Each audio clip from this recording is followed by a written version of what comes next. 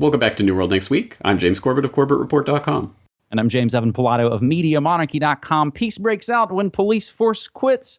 We've got that story, plus suing the CIA. But first, on this mostly good news edition of New World Next Week, Nebraska abolishes civil forfeiture. Nebraska Governor Pete Ricketts, a Republican, has signed a major state forfeiture bill into law. Like New Mexico before it, the Cornhusker state now requires a criminal conviction before property can be forfeited.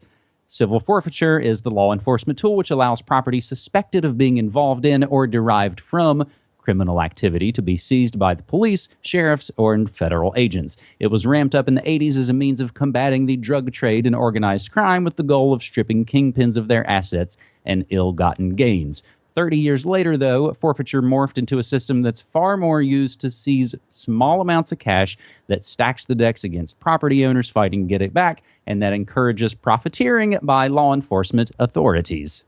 Now that the Nebraska bill has been signed into law, innocent property owners will have some rather significant new protections, the most significant of which is the requirement for a criminal conviction. Now, James, we actually just talked about this issue exactly a few weeks ago. When the cops steal your stuff, they call it equitable sharing. Is it possible now that this is in the zeitgeist and we're going to see more places make the move to try and curtail this?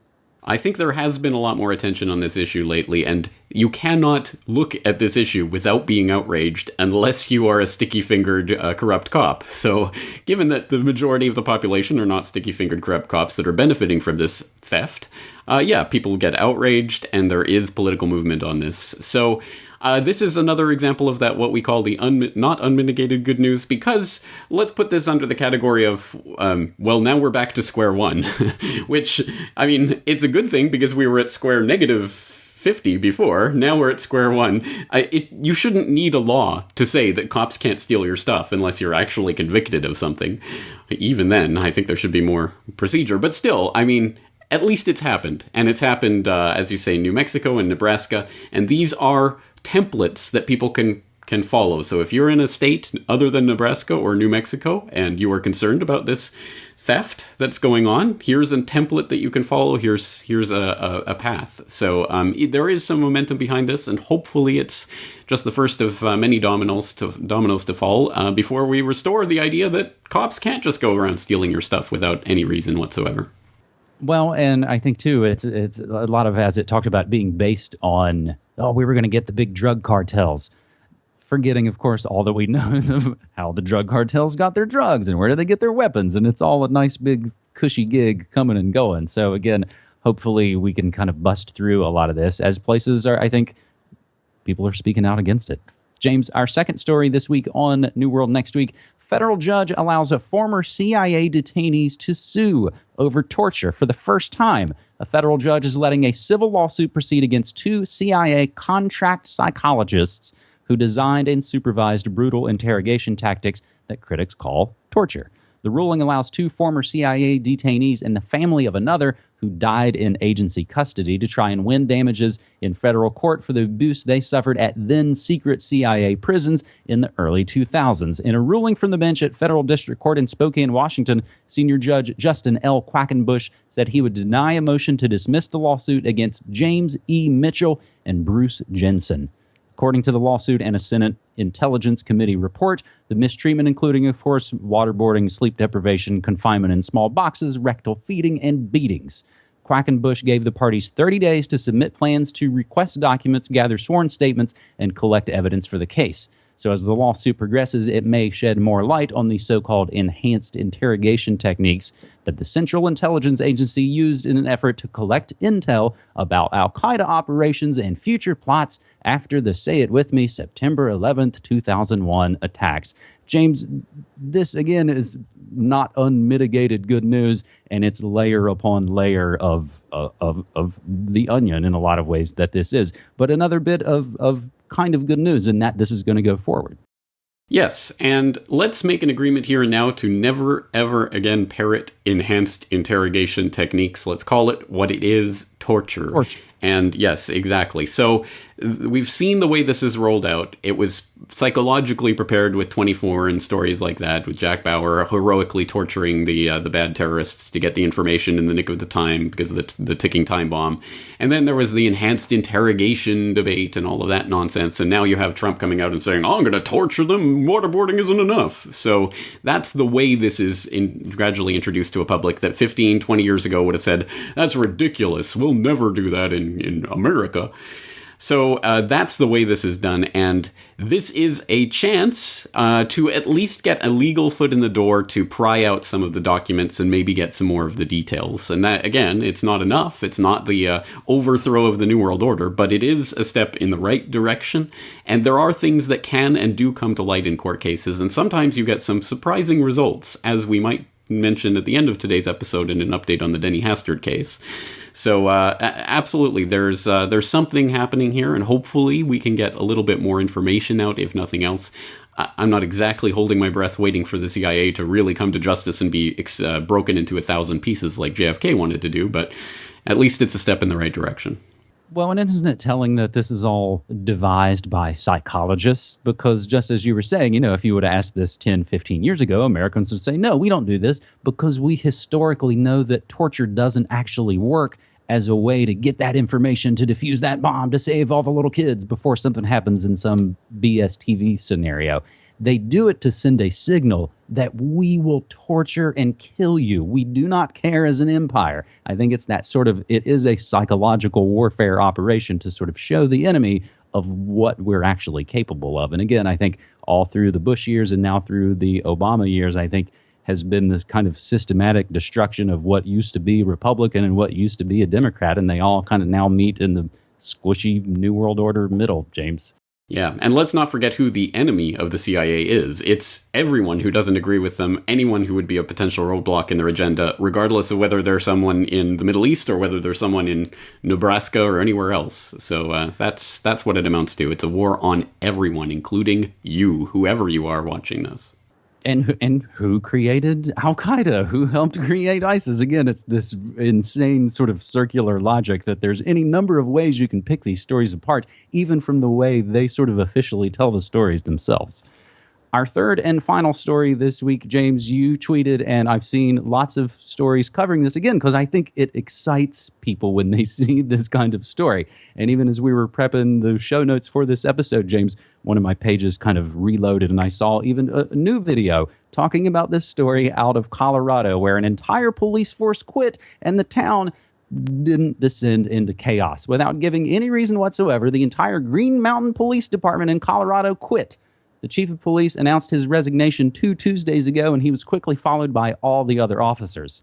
It's now been several days, and the town has not turned into Mad Max. So despite giving no reason, it's likely that the department disagreed with the local politics and reacted by abandoning their duty as public servants, thereby illustrating the irrelevance of their job in the first place.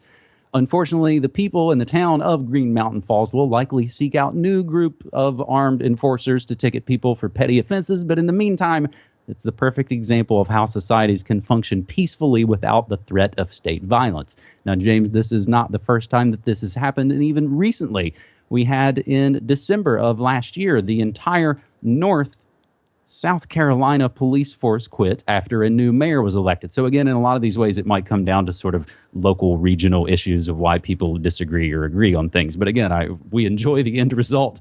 And we saw in January of 2015, I've got a story about the NYPD's work stoppage backfire. And they actually did a work stoppage the previous fall, but as some of the data started to roll out in early 2015, they were showing that the arrest rates plummeted at no cost to public safety, and actually it was a more peaceful kind of situation, James. So again, good news. Yes, and let's be clear about what this news is and what it isn't. I mean, it isn't some sort of anarchist philosophical revolution or anything of that sort. No one seems to know why all of these officials quit at the same time, presumably related, as you say, to internal politics. But anyway, I don't think they've gone public with that yet. So it is not to do with that, but it is an insight. It's a window into the possible, I suppose. And the town is still being serviced by the county sheriff's office, so they're going to take care of any big problems. But it is kind of funny / sad / revealing to read some of the stories on this that are reporting about this and quoting some of the people in the town talking about how they're, or not even directly quoting anyone, so this might just be editorializing on the part of the reporters, but saying how citizens are worried that there will be no one to, ticket people who violate bylaws and things like this. Oh no, oh, someone might, park on the side of the road where they're not supposed to for 30 seconds when they run into the store. We need a cop there to give them a ticket and raise some funds. So it's interesting to watch this, and it's interesting to watch people's reaction to this and how people who are not philosophically leaning towards libertarianism or anarchism find this, this is just silly. This is a silly little story. And then other people maybe want to read too much into this. I mean, let's take it for what it is. But anyway, as I say, it's an insight into the possible, and it gives us some room for thought about what it would be like if there was no police force per se in the way that we understand law enforcement.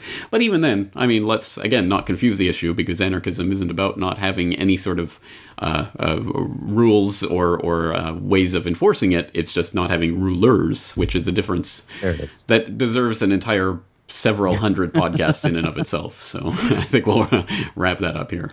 I think even just looking at the word police, you break it down, it's policy. They are there to enforce a policy that's been decided on by people other than you, and it's all, again, about coercion with the use of force. James, I actually just finished streaming a new documentary called Deep Web, and it's about Silk Road and those kind of stories that we've talked about on the web. And it gets to this point where talking about sort of, in a lot of ways, of what we're seeing is the end of the modern drug war in a lot of ways. And they sort of talk for a moment about police officers reaching a point where if they're suddenly being told you're not going to go do this kind of work, it's almost like their last 30 years have been kind of a waste. And that's going to be a huge, again, or even harmful. Exactly right. Thing to go through. And again, I think it's important to note that the importance of a story like this is that people believe that police are what make people moral. And without police, people would suddenly become immoral and start raping and pillaging and killing their neighbors. No, most people don't want to do that. That's the point. Most people actually don't want to do that. So I think we should understand this for what it is. And of course, and again, not to belabor this too much, we all know that in the most situations, the real violence starts when the cops get there. James, we've got a couple of other kind of good news next week headlines I can throw in here as well. And my latest episode of Good News Next Week, court says cops can't look at your phone. That's without a warrant, at least. And the LA Times got punked by the Yes Men, and Chicago College is turned a football field into something very useful. A couple of other stories, James, 8 revelations from 2016 that completely vindicate conspiracy theorists. That one written by our friend Claire Burnish. And we learn from a NASA study finding breaking news, James, get this, newsflash. Carbon dioxide helps make the Earth green. Who would have thunk it? News at 11. Yeah, exactly. So those are some of the good news headlines we're looking at, and there is a trove of news that you can always find using hashtag New World next week. So many stories and a lot of things going on, and James, maybe in some ways sneaking in kind of a good news episode before things might get really bad news as we head into May and head into summer of 2016. But you made a note about Hastert, and we saw that story break this morning. If you want to comment on that. I just want people to look at the story. We'll include a link in the show notes so you can go read it. The judge made a judgment in that they were only trying him for his structured withdrawals, evading money from the cops kind of thing. But the judge was commenting that he is a serial child molester, and saying it was disgusting the way he tried to accuse one of the boys that he raped of extorting him. So the judge made some very clear statements there, but they can only sentence him for that, so it's for a year and a half. Anyway, I'm sure I'll be covering this in the coming days, so stay tuned for that. All right, so I think that actually wraps up episode 267 of New World Next Week. James, I appreciate it, my friend. I appreciate it too. Talk to you next week. Bye-bye.